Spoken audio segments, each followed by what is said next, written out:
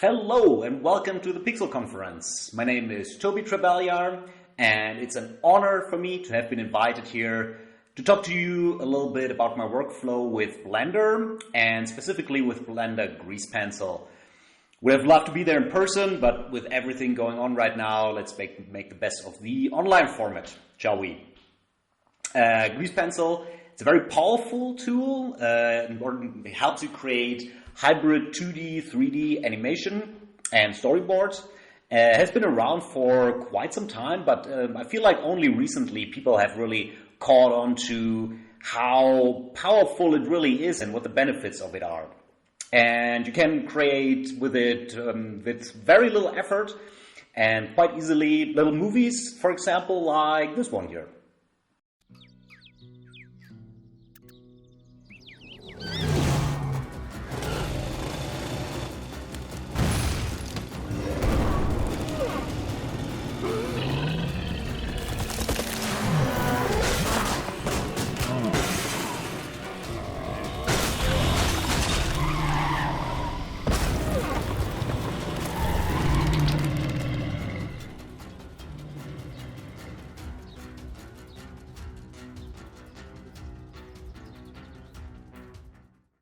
So I made this clip basically on my own with some help from my colleague Carol in compositing in around about 2 months.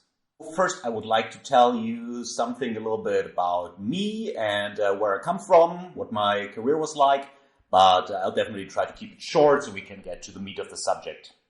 So after I finished school, I took a job at a little company called Virgin Lands Animated Pictures in Volkach, south of Germany, where I did mostly texturing and lighting work for video game assets and cutscenes. Volkach is definitely where you want to be after moving away from your small hometown. It's like bustling with life, as you can see here. So yeah, great time. So after about 2.5 years, I relocated to Hamburg and took up freelance concept art for the first time. One of my biggest clients was Dedelic Entertainment back in the days, where I did backgrounds a lot.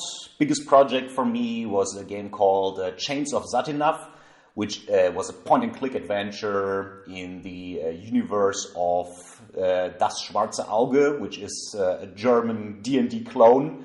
And yeah, it's great fun. And in 2012, I did a short internship at a small animation studio called Studio Soy in Ludwigsburg, which are well known for their brilliant kids series and short films. And this was sort of an eye-opener for me, really. In Hamburg, I had very limited options to develop my career. And animation was a whole new world for me to go ahead and explore. So, well, in 2013, I enrolled in the Film Academy Baden-Württemberg, which was basically the best decision I could have made because through the network of that school, I ended up getting a variety of international jobs and getting into bigger productions, such as Clash Royale, for example, for Psyop. Did some work on Klaus for the Spar Studios. And I worked a little bit on the Lego Movie 2 for Animal Logic. But also the experience taught me to be my own director and my own content creator, and that there was an inherent value and also immense satisfaction in just doing your own thing. And it's what brings me here today, because with Grease Pencil you can do some really, really great stuff all on your own, basically, if you bring the necessary skill set. And that's what I'm here to tell you about today. So what I want to do today with you guys is I would like to open up a new scene and basically make a little animation with a character doing some action in the scene from beginning to end, more or less. So starting up with a very early 3D blocking and how to set up the scene, prepare it in order to effectively use Grease Pencil in it, and then go through the steps of rough animation, construction, and a little bit of the early, like pre-cleanup rough animation. And we will also tackle like just a little bit of cleanup, but in the very end, and just on a single frame or so. And yeah, hopefully it will be interesting for everybody. So first of all, we need to define our main character. So let's make a quick sketch and see what we can come up with, shall we?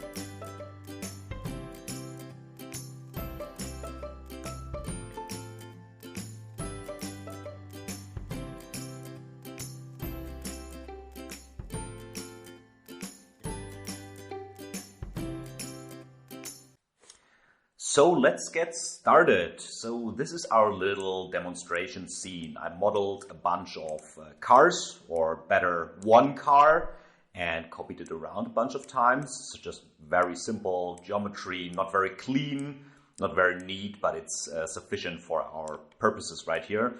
Put them in a little pile, put a little telephone pole in here, just to have some nice parallax in the scene. And also I added this little dummy character, which is like very roughly related to the character that we drew just now. And I want to animate this character in the scene in order to block out the position that the grease pencil character will have later on. And I can show you very quickly by playing the animation. This looks like that. Jump, jump, jump. And lift the hand.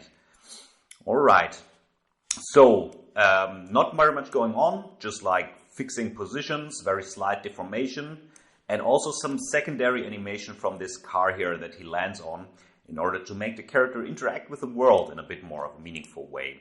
And the second thing I did was I took the camera and animated that, because this is the main thing that you want to be focusing on in this early stage of previs, is to make a nice, smooth camera motion.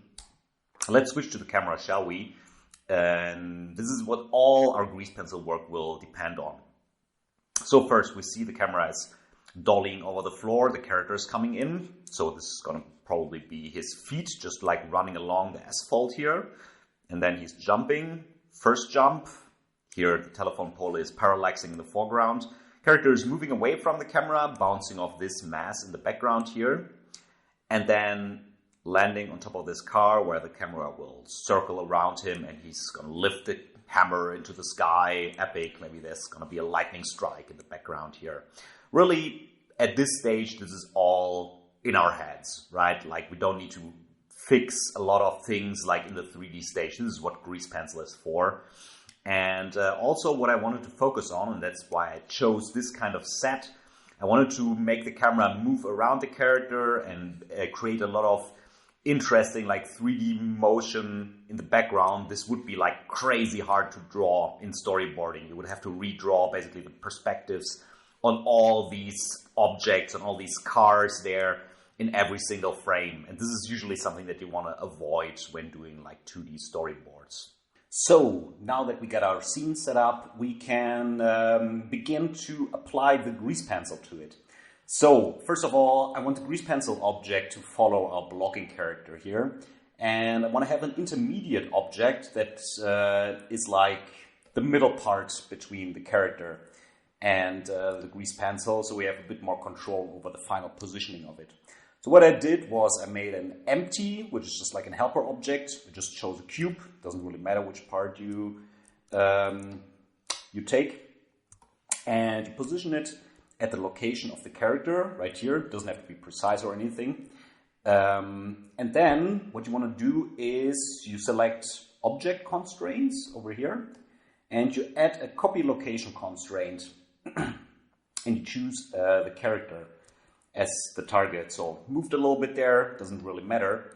So what this does is that means when the character moves now, you see that this helper object will follow the position, not the rotation and not the scale, but just the position of the character, which is exactly what we want for our grease pencil object to do. All right, so now we have this. We can create our grease pencil object. I usually go with the stroke right here. So we have a little bit of an indication where our image plane is. Looks like this. And we shove it maybe right here. So it's a bit in front of the character. We can scale it up a bit. And now we want to put a copy location constraint and choose our empty object. So there we go. It's now in our empty object, and it follows its every move, basically. What we can now also do, since you see it looks in different angles to the camera, right? To add another constraint is a copy rotation constraint, and choose the camera as our copy rotation constraint. And now you see that it will always face the camera, basically, wherever it goes. All right, so now we have this going on for us. We can start the animation process. So now in this stroke we have line and color, which is like the default options, and we don't need any of those. So we delete both of those and make a new layer, and I will call it rough 01. Let's also just call that character. And there's a bunch of default materials as well down here in the material tab. We just delete all of those. I just like to start from a clean slate and call that rough line art. All right, let's give it some kind of a bluish tint so we know it's not the final line art, but the very rough first pass. And now we can just start scribbling it in there. And that's what I really like to do as a first pass, just draw very roughly the poses that we want. So let's go to draw, and let's also go down here to dope sheet and select grease pencil, because then we have the timeline here. You see down here is character and rough 1. Here you can see the keyframes that you're creating. So let's get going. Here's the character. I have the character concept art open on the other screen. And we can just like sketch some poses. So right here, there would be like a, make it a little bit bigger. So maybe some kind of a floaty cape, and the feet would be running. I will just like scribble out a very, very rough first pose here. Foot.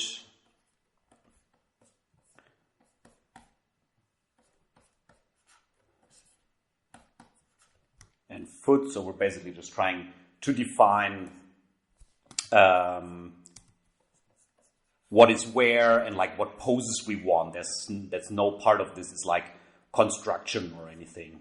So maybe there's the arm here with the hand, and the hammer I will just indicate as like a stroke or something, because the hammer we can try to do in 3D once we're done with it. So you see now we have just shoved that frame in the beginning there. So there's this character coming in, and he's not changing poses at all.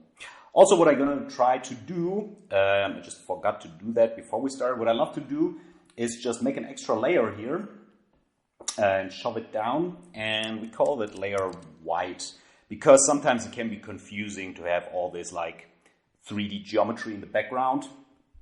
So if you make a new material, set it to fill and give it like a white or like a grayish color, and you just do this. So now, basically, if you turn the opacity down a little bit, you have sort of a canvas to paint on. Obviously now it's the keyframe is there, so if you shove it at the beginning, you have all the time some white backdrop to draw on in a more nice way. And we lock this layer. This is also very important that you always lock the layers that you're not working on, so you don't do the Photoshop thing and accidentally paint on something that you don't want to. Also, even if you're not in the layer, if it's not locked, it will create a keyframe.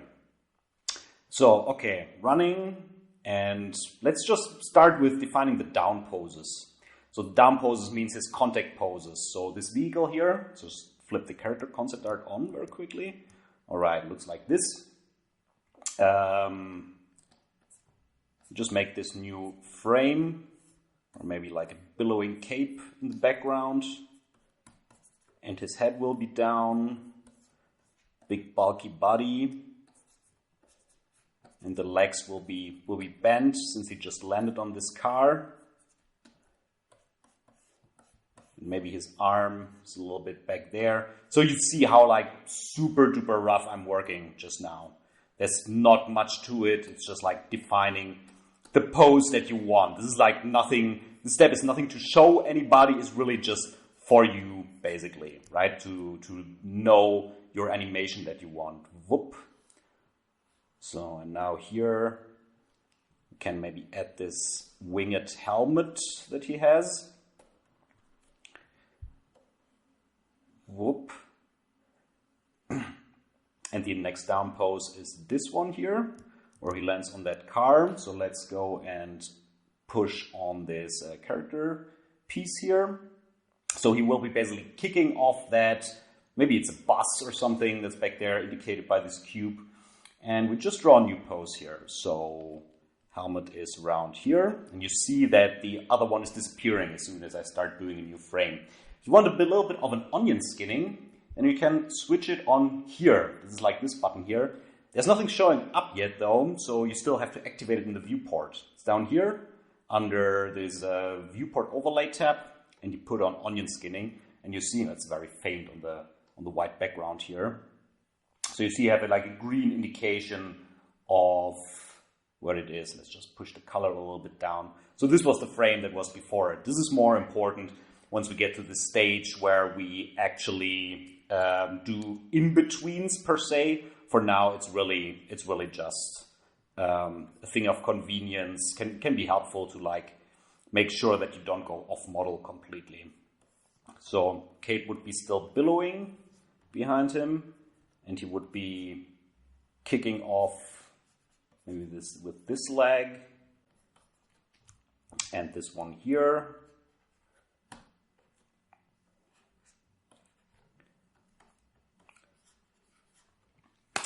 All right, so now you see a little bit of a problem arising here. So the grease pencil object is basically shoved inside of the geometry here, and we can try to fix that. That's why we did this intermediate object, this little helper dummy here, so we can modify the position of it relating to the blocking geometry. So going back to the beginning of the shot. So we just tied our character to this helper object with a copy location constraint. And this kind of bites us in the butt a little bit here since we cannot move him at all. So what I will instead do is parent it to the helper object. So we delete this copy location constraint. See the character is moving a bit out of its way, and just gonna move that back where the dummy was. And then I will parent it to the dummy instead. So select the child and also shift-click select the parent and press P and set parent to object. So now it will still follow the cube wherever it goes, but we have the additional option of moving this guy around here a little bit. And if I shove it down out here, you see when the dummy moves, this guy will also maintain its new position and move around. That means we have now the option, if something like this happens, right, where the legs are shoved into the van. Well, you see it's already better back here.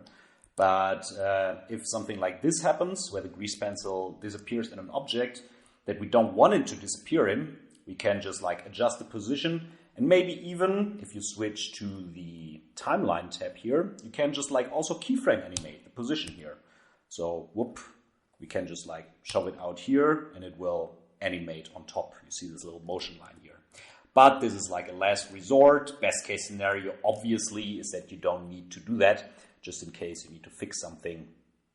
That can be really, really helpful. Okay, now he's out of the van. Whoop. And let's continue going, shall we? So we go back to draw, to the grease pencil tab, and hammer would be in his hand here. And the last jump, he lands here. Let's see how our blocking model behaves in this moment. So it jumps, and here is the down pose. So here he lands and kind of bends over a little bit to find his footing on the car. So we can just, whoop. Another good thing about shoving it forward a little bit, I can now sometimes keep the character geometry visible, like while I'm drawing over it, since it's so far before it now. So this can be really helpful if you want to just like draw over the position. And again, drawing the legs in here. And the hammer. Whoop. And now we see there's like starting to look like at least something, right? If we add the up poses now, whoop, whoop. If we add the up poses now, this will already look like a little bit of an animation. All right, let's just do the final one here, which is him basically standing there, very cool, on top of that car and raising his hammer to the sky. Very epic, very heavy metal. All right, cape, arm outstretched, and there we go. So I will fast forward a little bit and show you how I add the up poses and see if it looks already like something.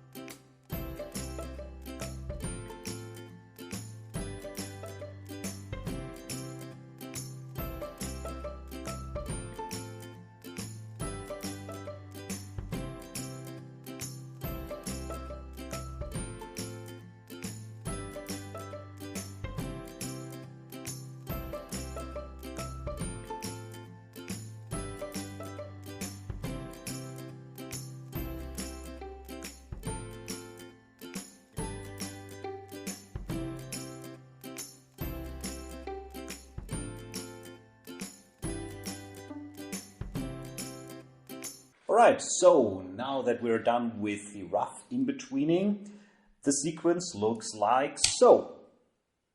Jump, jump, jump, lift the hammer. So what I did here is I inserted a couple of frames for the running animation, and here anticipation for the jump. 2 up poses, one for the lift off, one for before the touchdown, down pose, and then some more down on the car. Another jump, 1, 2 up poses down, and another down pose. And here the same. So each jump has like 2 up poses, one where it's more like related to the lift off, where the leg is stretched behind, and one where he's anticipating his landing and he's stretching his his leg out in front to bear his weight when he touches down. Vloop. And there he goes. And another down pose to show that his energy is like carrying his upper body a little bit more forward. Okay, what I also did, if you look at the character model, basically jump, jump, jump. After he reaches this position here, you see the timeline, I deleted all the keyframes there because now I have the rough animation to guide me along when I want to animate him lifting the hammer up. And I really don't need this animation anymore. And this way he's like still now and doesn't slide around anymore. Also something very convenient when in-betweening, what I usually do once I'm done, I went through it with the sculpt tool. And let me switch to the grease pencil view. And I sculpted the frames a little bit. So after I'd done drawing the poses, I took like a big sculpting tool brush. And you can sculpt your frame back and forth, right? So what this is great for is you see, for example, here, he's a little bit elongated. I dragged him a little bit in this direction. And here on this jump, I pulled him a little bit here. So I deformed the character a little bit so his shape will follow the line that his body makes. So he's following a little bit the curves. So when he's going down here, whoop, I sculpted him down. And then zip, a little bit into this direction of the curve that he's about to do. And here he's coming back down, so I did this sort of curve. And this looks pretty all right, I think, for this pass. So what's the next step forward?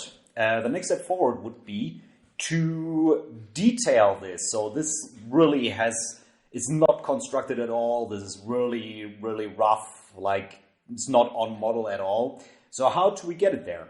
So for that, I would say let's go over very quickly and have a look again at our character concept art that we did here. So this is the knight that we want to show.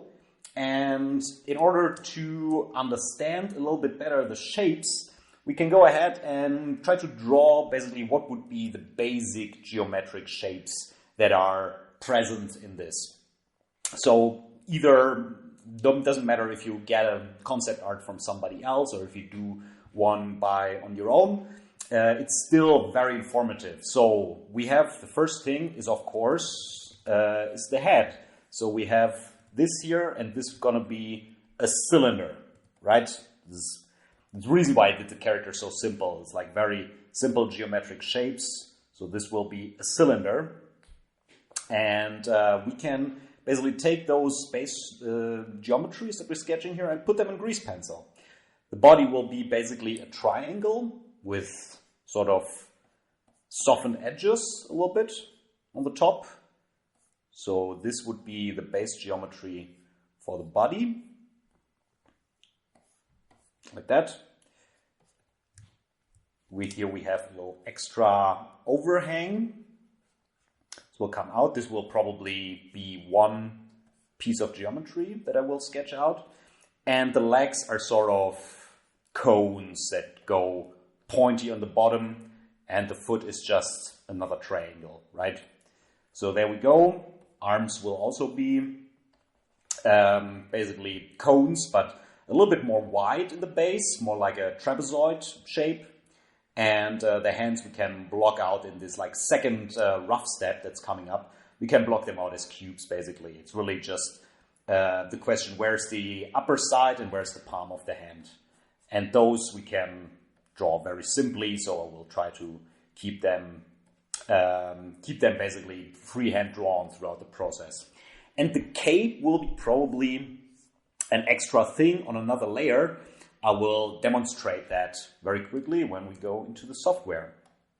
So what we do now, we have this character, right? Character in big quotation marks. Let's put our white background back on. First of all, we lock this layer here, rough 01, this pass is done. And we want to do a new layer. So let's say construction. And let's say construction body. And really, you don't need to do anything in one go, right? It's like very, very simple if you just like take your time and you do one object at a time. So let's take another color, maybe a nice dark purple or something so it stands out, and call that construction head. Body, we want to do body first. Yeah, construction body. There we go. And now we can go to those keyframes, and I'm gonna pull this up. I have this over on the second screen, but just so you remember. And I will sketch in at which poses the body would be which shape, basically. So here, that's a good one to start on. So the body would be like here, like a triangle, like we drew it. And a little overhang right here. Again, this doesn't have to be clean at all. You can just do it very freehand. The important thing is that now you try to gain an understanding in the scene of which way the character's base geometry will look and which way each plane would face. Let's do another one. Also, there's really no need to do that in sequence, actually. Like I can skip ahead to a frame like this, for example, if I feel like it, and can just start drawing this character base geometry in here. So this would be like this. And this little overhang would be a little bit squinched together at the front of the body. So I'm just deforming this triangle body that I just sketched out, right? So just this one for now. All the rest can go on other layers. That's way it's gonna stay nice and clean. And I will just go through the film and do it for the whole body. All right then, so now I'm through with inputting all the construction geometry, and let's take a look at how this looks now. So pretty more clean than the first pass already. Just for a reminder, this was our first pass there on the animation, and now looks pretty much more clean.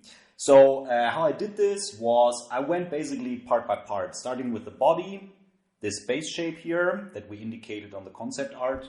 Then I went through with the head, and then with the limbs. I actually made two separate layers for the arms and the legs that I merged together then afterwards.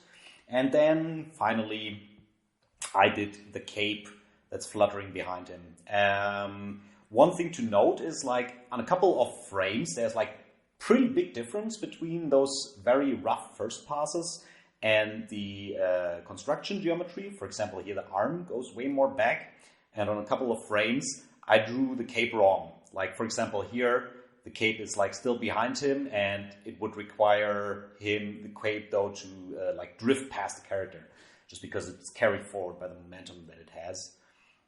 Similarly here, way more up, you see that, but you don't always get them the first time around. And just saying, don't be afraid to change the things even significantly. It's still an animation process, and keep your attention up during this process.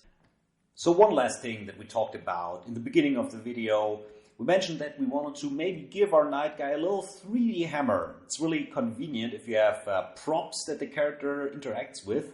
If they are like static and they won't deform at all, like this hammer would, then why not do it in 3D? That's the beauty of the mix technique. So I built this little hammer here for him, and let's get him over to the other scene and get going with it. So now we get the hammer over in the other scene. I shoved him over to where the character is and scaled him down a little bit to just match the size that I want it to be. And we don't want to animate every single motion of the character's base model. So that's why I would recommend also parenting the hammer to this cube here that we have. So we select the child and we select the parent. Shift click, hit P, object, keep transformation. That way it stays where it was before. and now it will follow the cube around, and all we have to do is just match the poses of the characters with the hammer.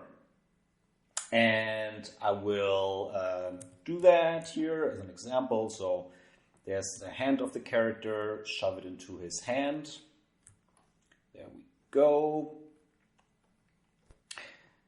And keyframe. And here we go to the next step. And we can always refer back to our rough sketch, right? Like this one here, where we made this little stroke indicating the position of the hammer. So this comes in really handy now, not as like a precise guide, but as like a rough, to give us a rough idea like where the hammer would be at any given time.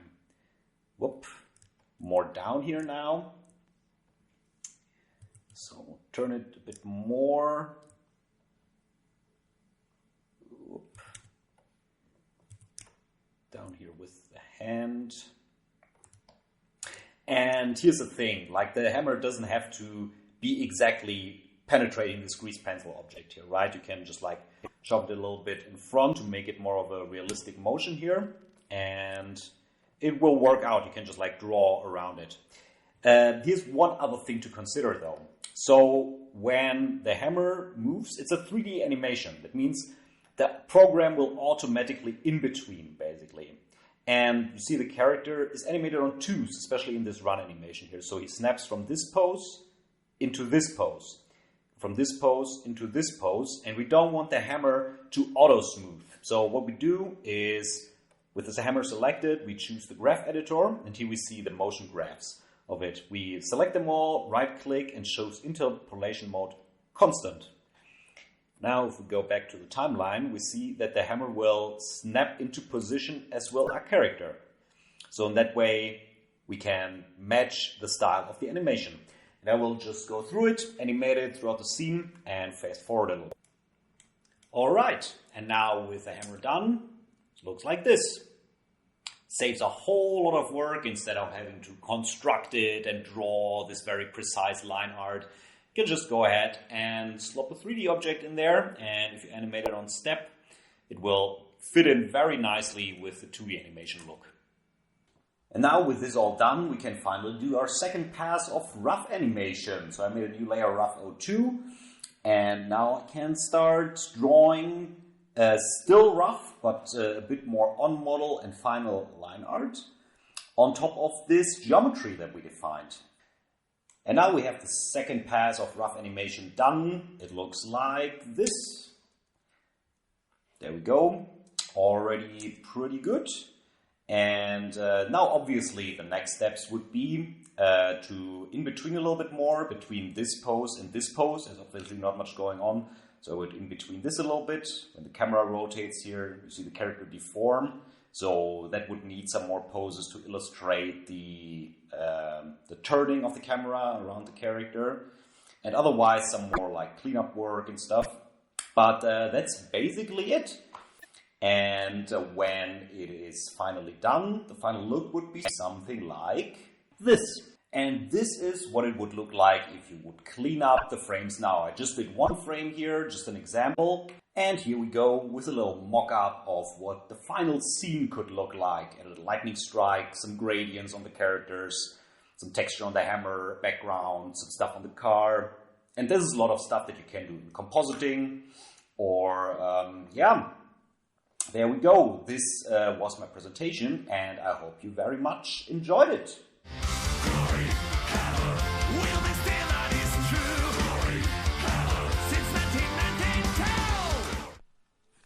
So that's it.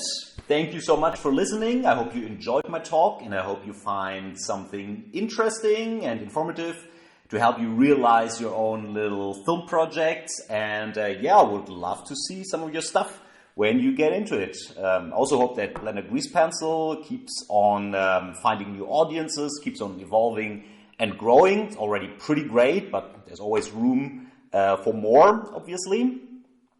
And if you would like to see more of my stuff, you can check out my website at www.tobitrebeljahr.com. I'm gonna show that right here on screen.